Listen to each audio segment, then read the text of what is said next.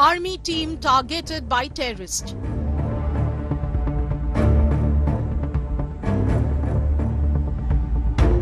Four soldiers killed in action in Rajouri.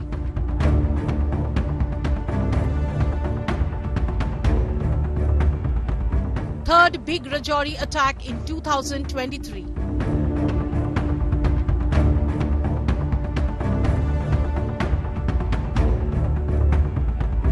Is Rajouri new Jammu and Kashmir terror hotspot? Time for Operation SARP Vash 2.0. Top focus at 5 Live.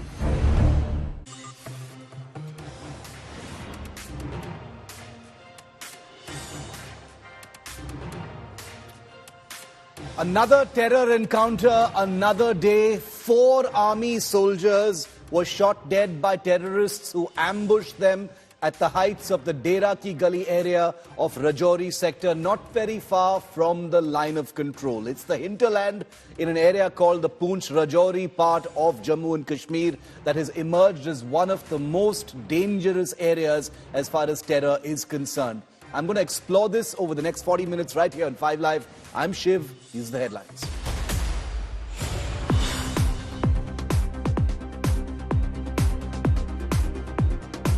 Pakistan-China terror tango exposed once again in the Rajouri encounter. Top military sources tell India today Pakistan and China are pushing terror to divert India's attention from Ladakh. Parliamentary Affairs Minister speaks first and exclusively, obviously, to India today on the suspension saga. Says opposition deliberately disrupted Parliament to take revenge after the poll loss. Claims Rahul Gandhi instigated the protests. Politics over Karnataka Mantri's jet splurge even while the state reels from drought. BJP attacks Siddaramaiah Sarkar for wasting money amidst drought in Karnataka. Siddu Mantri calls it diversionary tactics by the BJP. Ram Mandir preparations in Ayodhya enters final stage, but invite showdown begins. Udhav Sena slams Modi government for no invitation to the consecration ceremony. French President Emmanuel Macron accepts Prime Minister Modi's invitation, confirmed as India's chief guest at the Republic Day parade on January the 26th.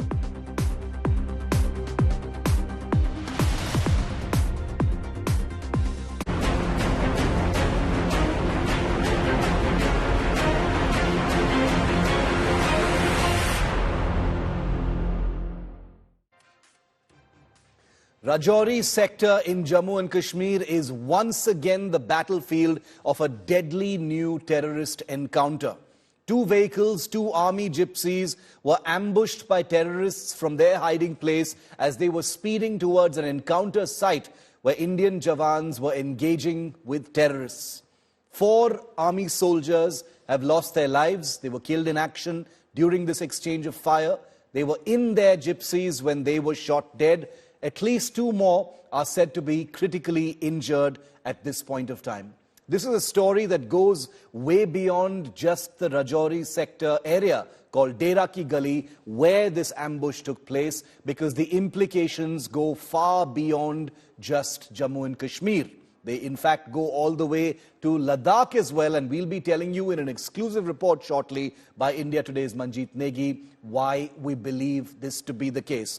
10 years ago, viewer, soldiers were beheaded in the Mendhar sector, which is just south of where this actually took place. Could there have been mutilations this time as well? Did the terrorists actually behead or mutilate Indian soldiers this time? We don't know for sure. That there's no confirmation and no official word from the army just yet, because that is something that takes a terror encounter or a terror ambush and converts it into something else entirely. We on India Today will continue to report very responsibly. We will not report live from the encounter site, and we will always only show you images that are deferred and never live from the encounter site. We understand our responsibility in reporting a developing story. Now I want to show you the report that India Today's Manjeet Negi has put together after speaking to his contacts in the military forces. And this throws up a Pakistan-China terror tango to bleed India. Let me explain it very briefly and then you can watch Manjeet's report. In 2020, when the India-China standoff began in Ladakh, the Indian Army needed to redeploy forces in Ladakh in order to bolster our defenses against the Chinese front. At that time, it is possible that the Indian Army may have pulled out certain units, including from Rajouri and Poonch, in order to bolster strength on the Ladakh and eastern Ladakh front. As a result of which, according to the report you're about to watch, there may have been suboptimal deployments in the Rajouri-Poonch sector. Now remember, the army officially denies this. Many veterans also deny it. But those gaps are seen to have been manipulated now by a Pakistan-China nexus in order to force the Indian army to push back its forces from Ladakh and redeploy them once again in areas along the line of control. Watch this big exclusive by India Today's Manjeet Negi.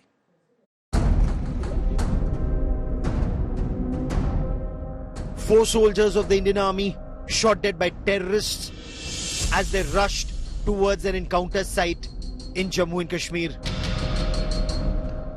An encounter in the upper reaches of the Rajouri sector near Thana Mandi. Sources tell India Today this wasn't an ordinary ambush. As the army responded to the initial contact with terrorists, a puppet front of Pakistan's banned terrorist organization, the Jaish-e-Mohammed, called the PAFF, took responsibility for the attack on security forces, releasing what appears to be body camera footage. There are reports that the location of the terrorists, has been traced. So that is why we can see that reinforcements are being sent, and in Indian Army personnel are moving towards the hilltop, and the priority is to locate the terrorists and neutralize them as soon as possible. But the Rajouri incident is exploding beyond this battlefield in Thana Mandi. For starters, it's the 3rd incident in this sector this year where the army has suffered multiple casualties. Less than a month ago, 5 army soldiers, including 2 young officers, were killed in action not far from this encounter site. Earlier, in May 2023, 5 Army Special Forces soldiers were killed in action fighting terrorists in the same general area. 2 years ago, 9 soldiers were killed in action in 2 separate encounters in the Rajouri sector.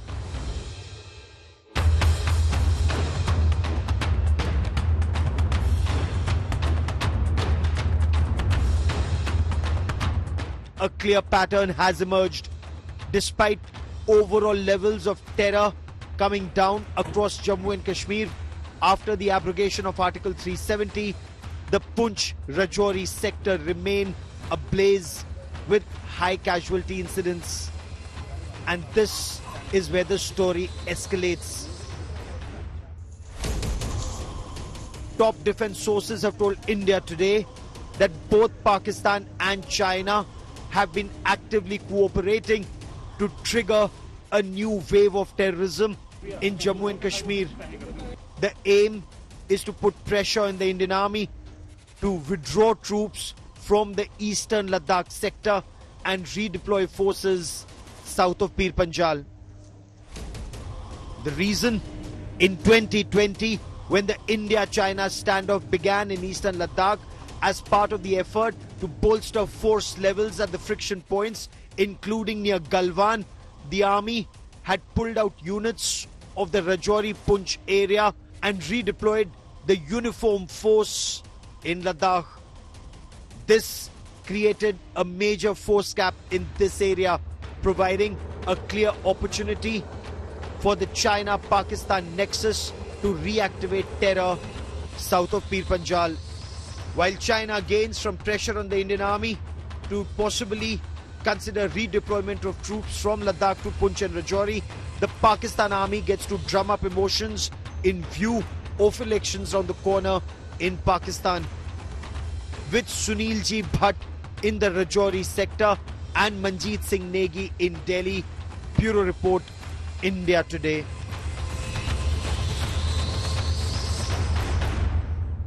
And I'll go across to India Today's Kamaljeet Sandhu, who's reporting from the Rajouri sector. And once again, I want to tell all of our viewers and reassure them that we will not be showing you any live images from the encounter site. We're reporting from slightly away from there, and all images that come in there from the encounter site itself are deferred, and we are fully aware of our responsibility in how to report from a live site. This is something that I give you my personal guarantee about, and India Today's Kamaljeet is also a veteran reporter who is aware of all of these protocols. Kamaljeet, no progress yet as far as the encounter itself is concerned. 4 army men have lost their lives in what was seen to be an ambush of those vehicles. What more can you share with us?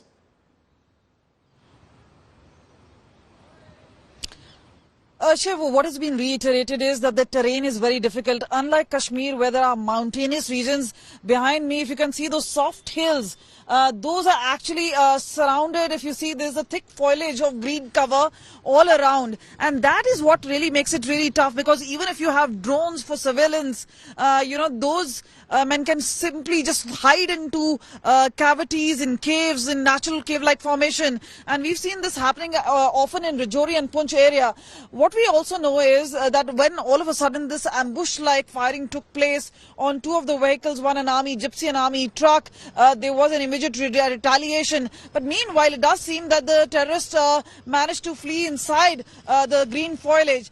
Immediately an operation was launched. It did take some time, and today, several hours after that firing has taken place, the top security force personnel, including the DG, the IG, the top army personnel, they're all there to ensure. But remember, encounters or counter-terror operations in this are long drawn out. It cannot be just immediately, because the entire area is very, very spread out. So strategically, they have to actually try and place things, and even though there could be gadgetry like the drones and whether we're talking about the weaponized drones or surveillance drones, all that being put in place, but it also intelligence-based operations. And we've been speaking to the Indian Army, and they've been saying that out of hundreds of intelligence-based operation, and we've seen at least 27 kills taking place in the Jammu sector itself, and 25 of them were foreign terrorists. They do count it as a part of a setback, but remember, this is only temporary. 66% decline as per Ministry of Home Affairs and Parliament in terms of terror-related incidents, but that 40% are coming down to this Poonch and Rajouri area. So obviously, this is very close to line of control. This is where Pakistan is trying to push in a certain module, and top security forces tell us that it is perhaps the same module, the PAF module, which is time again doing this particular things, that they obviously hibernate for some time till they choose another attack site. But this one, the army is saying, is a proactive operation. It's only when the ambush happened, that is where they have faced the setback. But remember, Indian Army says they will get the perpetrators and neutralize them. They will be neutralized. There's no question of that. And I think India's faith in its forces is, is never ever in question. We will continue to report as the information comes in. Stay safe, Kamal. Thank you very much for joining me on this. We will keep coming back to you. I'm also very honored to be joined by General Ved Prakash Malik, former Chief of the Army Staff. He has overseen the Army. He has commanded in this area.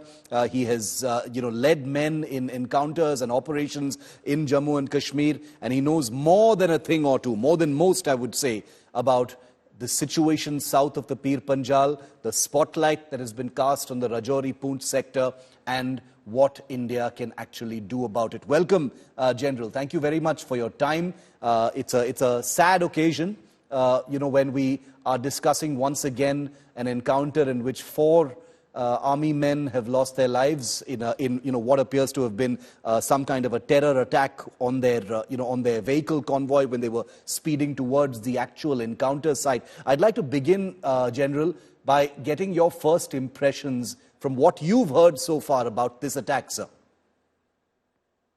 Thank you, Shiv. First of all, I'd like to convey my condolences to the families of the Jawans who have been killed, unfortunately, in this ambush which has taken place near Thana Mandi, Bafliaz area. It's a serious incident, particularly when you look back in the last couple of years. We have had almost about 33 or 34 soldiers killed in last 2 years, and about 18 or 19, I think, in the last 8 months. Yes. So I consider it serious both from the tactical point of view, operational point of view, and even from the strategic point of view. Now, what appears is, first, of course, is the terrain, which Kamal I just now described. There is much greater foliage in the mountains. There are many hideouts available to the terrorists. And also, I think probably these terrorists have started getting greater support now from south of Pir Panjal area than they are able to get in the north of Pir Panjal area. And it wasn't so earlier, but looking at the Gujars versus Bakarwal tension, which is always there, I don't rule out the terrorists getting greater support and then remaining in hiding with support from the villagers into the jungles. About the vacuum of density of troops, to some extent it is right that yes, some troops were pulled out from this area for the northern borders in 2021. But the area from where these troops were pulled out was slightly further south.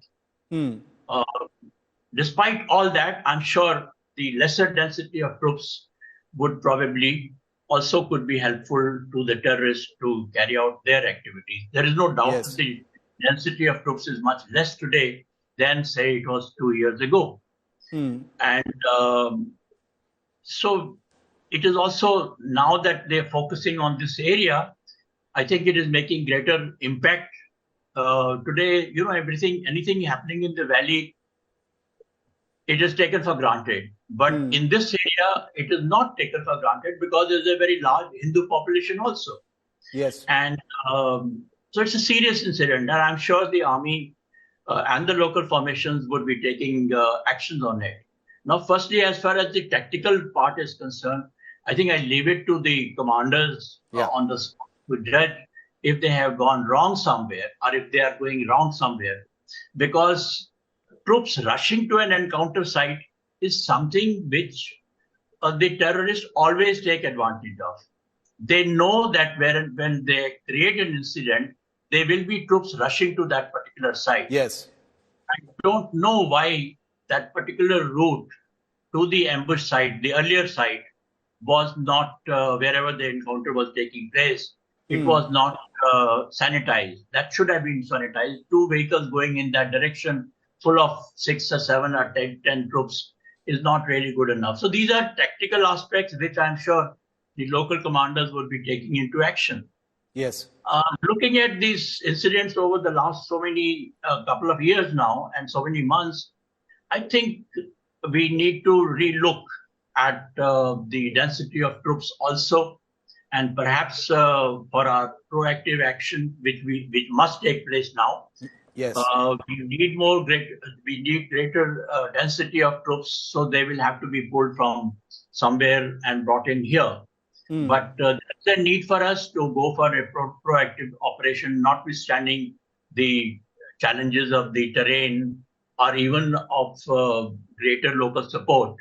Yes. I'm not too sure about the nexus between playing a part, nexus between Pakistan and China, because the incident itself suits Pakistan.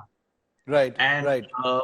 So if they are not able to carry out major actions north of Pir Panjal, they would naturally focus on the south of Pir Panjal. And earlier also, once or twice, they have done it.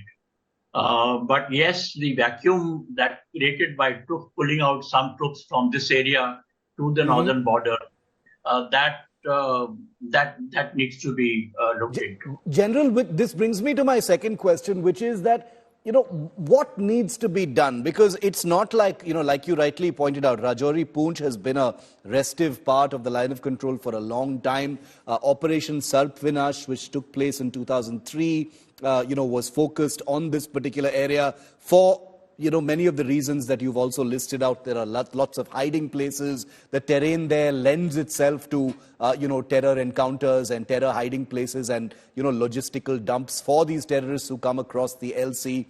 Is there, in your view, sir, a need for at least a consideration of something different, a larger scale, more focused operation in this area? Because post the abrogation of Article 370, if you look at the data, the general number of terror encounters, especially encounters in which there are multiple casualties, has come down by a large factor in the rest of Jammu and Kashmir. But in Rajouri and Poonch, that number is still very high, sir. Could SARP Vash 2.0, and I don't mean to simplify it, be one of the answers, sir?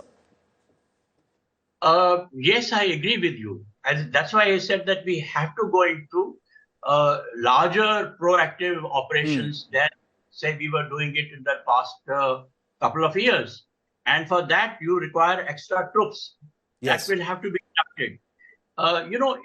It's not possible for us to depend entirely on the technology here, because the technology, whether it is UAVs or drones or whatever, they will not be able to help you very much. In this kind of operation, you require a larger number of troops, both to be able to sanitize the area in the villages, as well as to go into chasing the terrorists wherever they are hiding in the jungle. So you require a larger number of troops, and you require a larger number of proactive, offensive, whatever you like to call it, operations against these terrorists.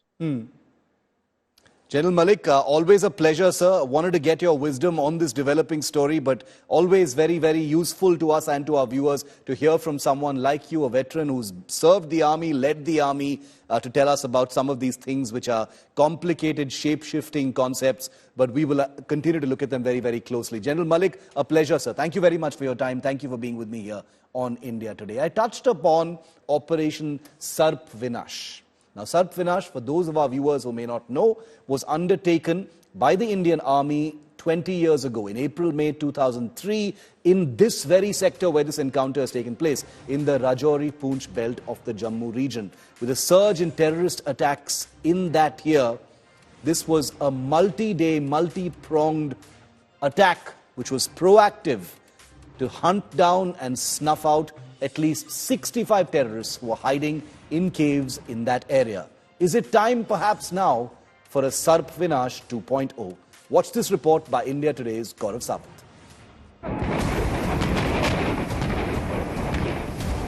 During the Kargil War of 1999, large number of troops were pulled out of the counter-terror grid in Jammu and Kashmir and pushed up on the Kargil heights to push back against Pakistani soldiers who had infiltrated all along the Mushko Valley, Dras, Taksar, Kargil and Balalik areas.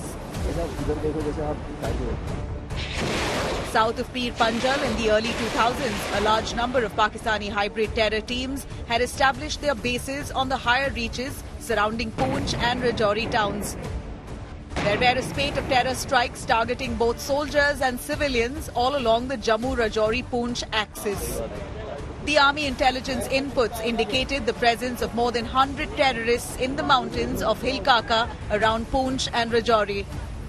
The Counter-Insurgency Division Romeo Force was tasked to draw plans to evict Pakistani intruders. General N.C. Vij, then Chief of Army Staff, and Major General Lidar, then Division Commander, launched a 4-phase operation.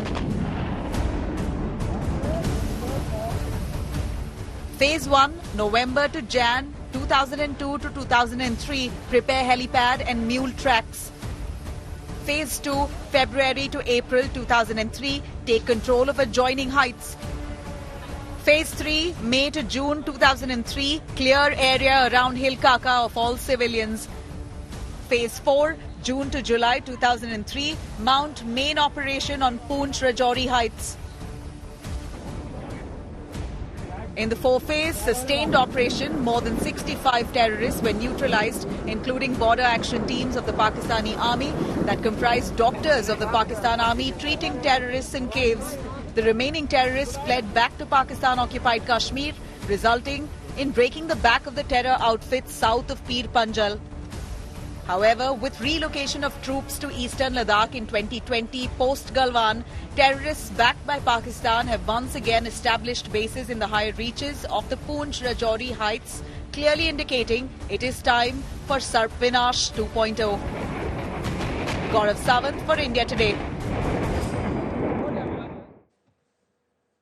And joining me live now is General Deepak Kapoor, former Chief of the Army Staff. We decided here on 5 Live to bring on board 2 former chiefs of the Indian Army to get their perspective on this particular issue. General Kapoor, pleasure, sir. First of all, thank you very much for being with me. We just had General Ved Malik as well. Now we have you. My first question, the same. Your first impressions, General Kapoor, on the Rajouri encounter that we've just seen, in which 4 Indian Army soldiers have been killed in action, sir. It's not a surprise that it has happened. You see, there are a couple of issues which firstly need to be highlighted.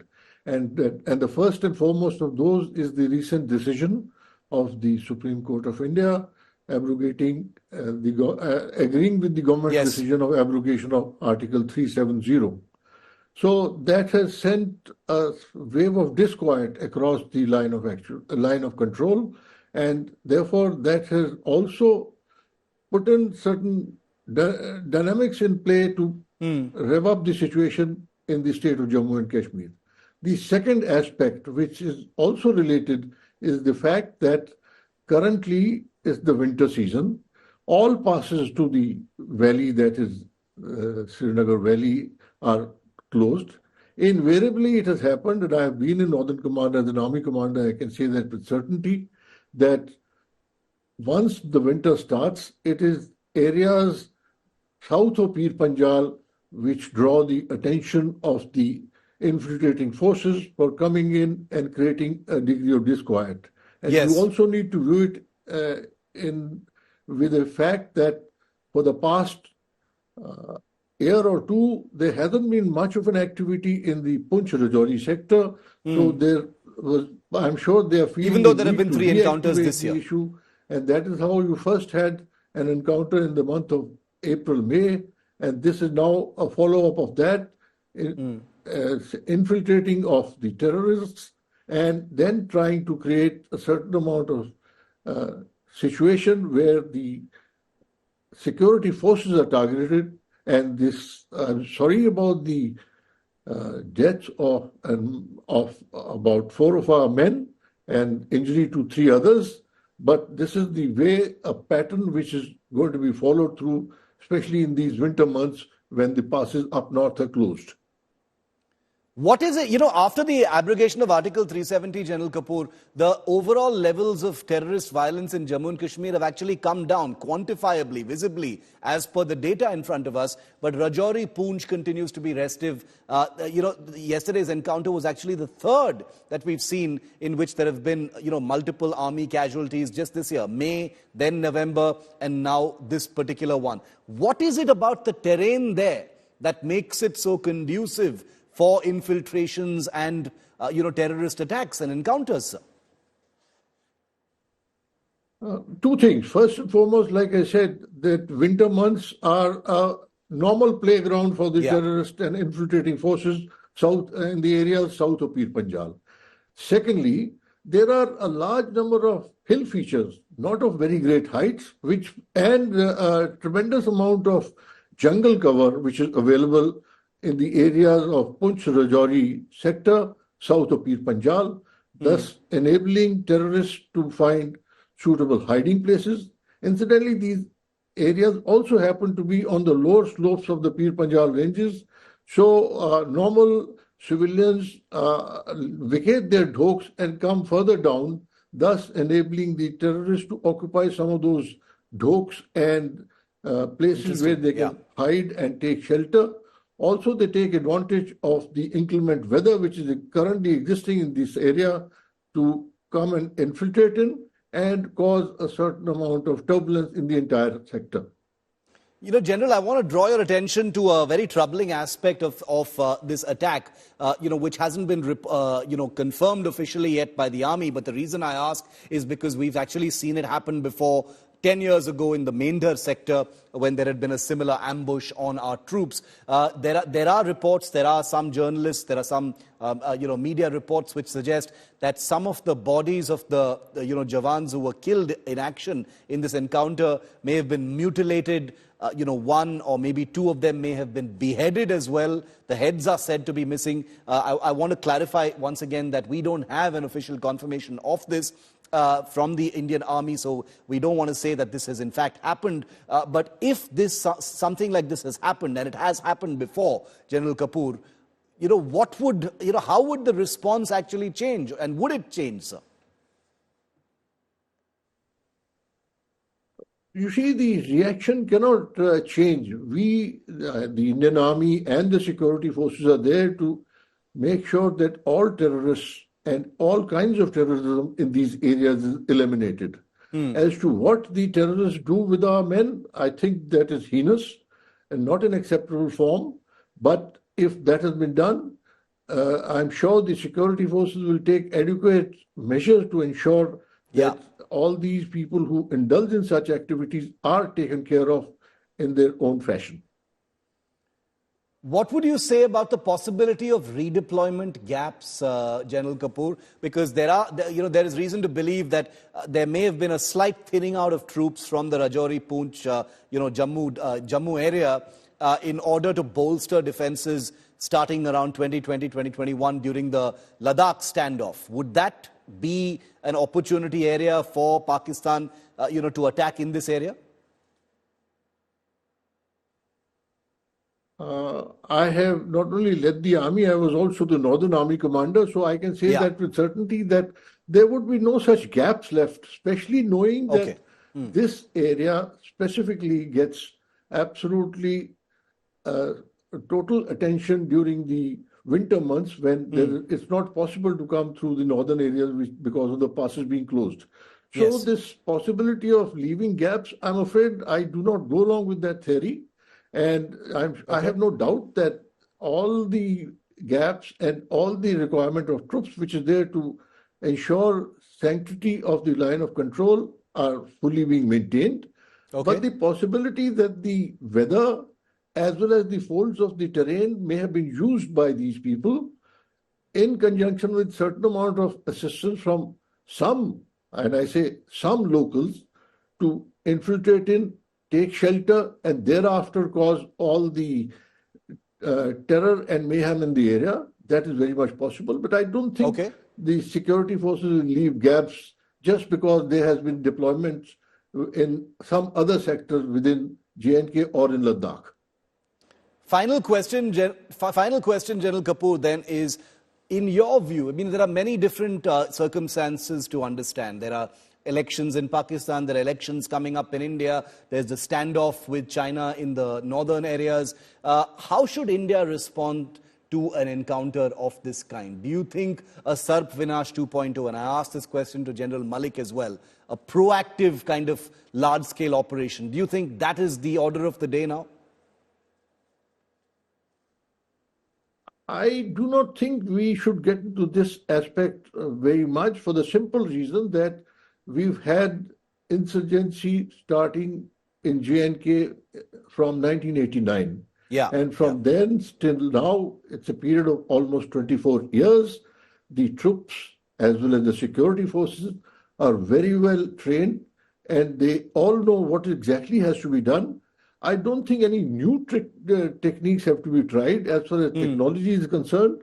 Whatever is coming to the services and whatever is being used by the security forces is the best that the country can provide within those means and constraints. I have no doubt that the forces are using those very means to ensure that infiltration is checked, and when terrorists have come in, taking advantage of the weather and the folds of the terrain, they would automatically be looked after or taken care of in the manner that people have done it in the past. Please don't forget that the security forces have also had a tremendous amount of experience during the last as much as 34 odd years to deal with these situations, and this is not something new for them.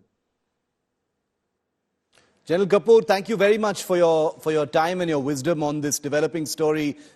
We appreciate your insights into an encounter and an incident that still isn't, I have to remind all of our viewers, over just yet, and we will continue to report it. But thank you very much. Very valuable to hear from an ex-chief of the army staff, two that you've heard from on the show so far. But remember, I'd like to remind all of our viewers once again that we will not be reporting any images live from the encounter site. We are fully aware, as India Today has a lot of experience in reporting on terror encounters and security conflicts of this kind, that this kind of thing could actually help terrorists and their handlers across the line of control. So rest assured, other channels may do it, but India Today takes that responsibility very seriously. But the battlefield is not just in Dera Ki Gali in the Rajouri sector, it's also India's political battlefield, because the opposition, this being election season, has upped the ante against the Modi government after the killing of those 4 Jawans on Thursday. Former Jammu and Kashmir Chief Minister Farooq Abdullah has slammed the centre for boasting about the Article 370 purge. Many others have joined in the bandwagon. Take a look.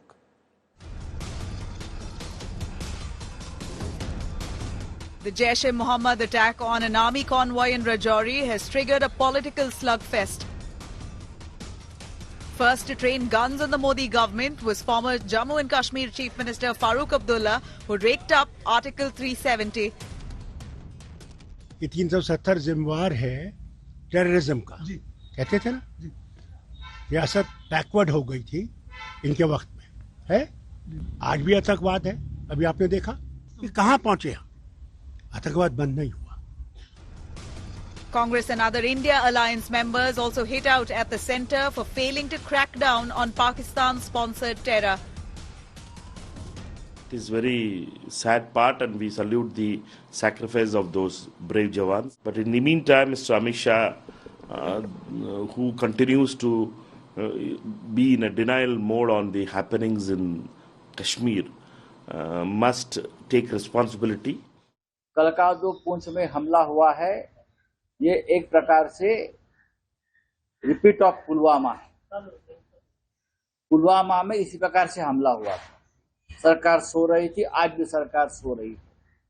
370 हटाने का जश्न आप मना रहे हो ना, तो ये देखिए क्या हो गया है.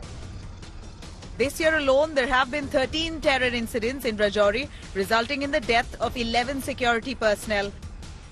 In Poonch, there have been 8 terror incidents in 2023 alone, with 5 security personnel and 15 terrorists killed. There were also protests in Jammu against the attack in Rajouri. Will India's netas unite on issues of national security and put India first? Bureau Report, India Today. The Israel-Hamas war has been raging now for more than 2 months. Israel's all-out attack on the Gaza Strip with the aim of eliminating the Hamas terror group has left Gaza in a widespread humanitarian crisis with limited medical and food supplies.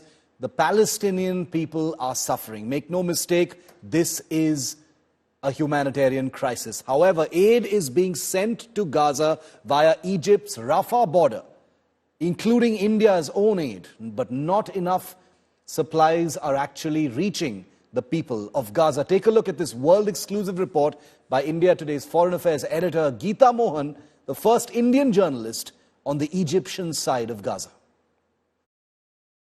India Today is the first channel to reach Rafah crossing, the first Indian channel to be at the very place where the 2 million Palestinians living in Gaza Strip are getting their lifeline, their aid, the supplies, the humanitarian aid from.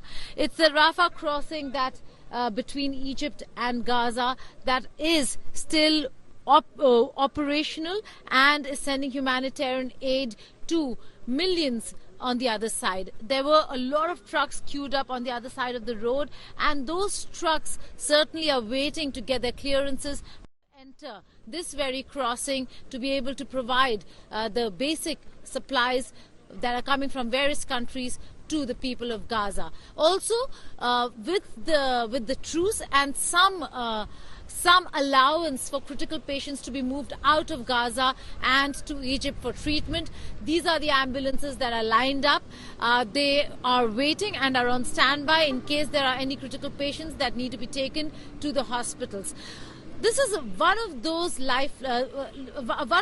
crossings which is not just a normal border crossing. It's not a crossing where people can come, show their papers and walk out or walk in anytime they want. There are stringent rules. There is one military base not so very far away from here, from where Israel monitors this crossing as well. So who enters, who exits, while is not completely under Israel's control, Israel does control or monitor who is entering and exiting the Rafah crossing, and therefore it makes life very difficult for those who live here in Gaza. Because of the attack that took place not so long ago this morning is the reason why the Rafah crossing completely bears an abandoned look. Nobody's being allowed to come. Very, very rare moment where you saw one family reunite over here right outside the Rafah crossing. Behind me, on the other side of this gate, is the Hamas is the gate that is under Hamas control, and is where one enters Gaza through, but absolutely shut for security reasons.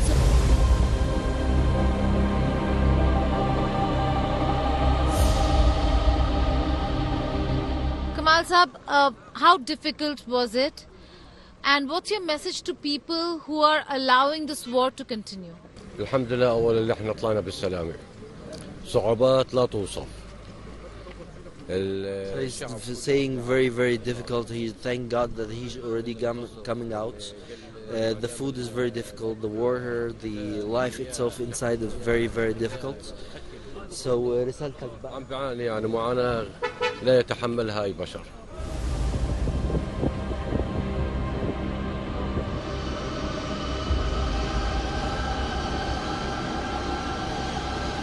This is an India Today exclusive. India Today is the first Indian channel to reach Al Arashi. That's the airport over here, very close to Rafah in Egypt. All the humanitarian aid that comes to Rafah, to Gaza, comes here to Al Arashi airport, and from here goes to Rafah crossing and then to Gaza if Israel allows the humanitarian aid to enter.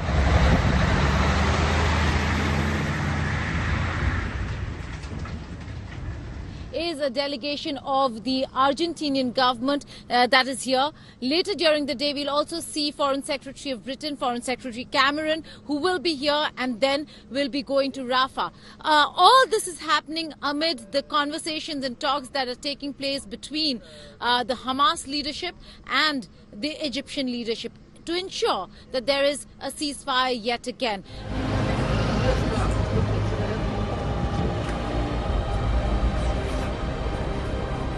We're now here at the Al Arish hospital, just going into the hospital to see how the patients from Gaza are being treated. We're being told that some are very, very critical, massive injuries. Many of them, are there younger children as well, or just the older ones? Young children, 50.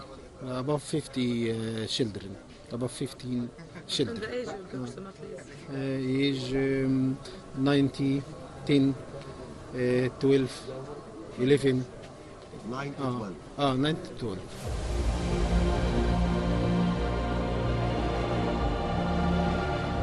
And it is quite unfortunate what is happening in Gaza, but Egypt has come to Gaza's rescue. Egypt has come to the rescue of Palestinians, and we've been told that the restrictions are from the other side. They are willing to take as many patients as they can.